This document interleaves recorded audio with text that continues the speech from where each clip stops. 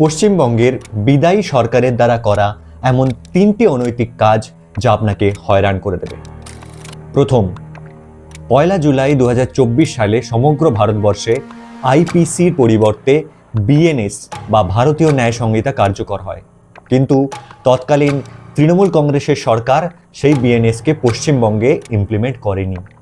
ভেবে দেখুন, রাষ্ট্রপতির দ্বারা অনুমোদিত একটি আইন যেটি দেশের অন্য সমস্ত রাজ্যে কার্যকর হলেও এই পশ্চিমবঙ্গে সেটিকে কার্যকর করা হয়নি।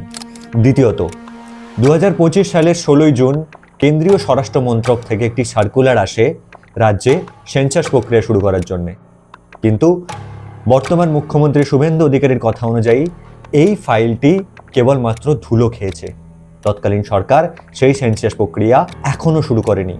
তৃতীয়ত, পশ্চিমবঙ্গ হলো একটি বর্ডার রাজ্য। আমরা বাংলাদেশের সাথে সবথেকে দীর্ঘতম বর্ডারটি শেয়ার করি।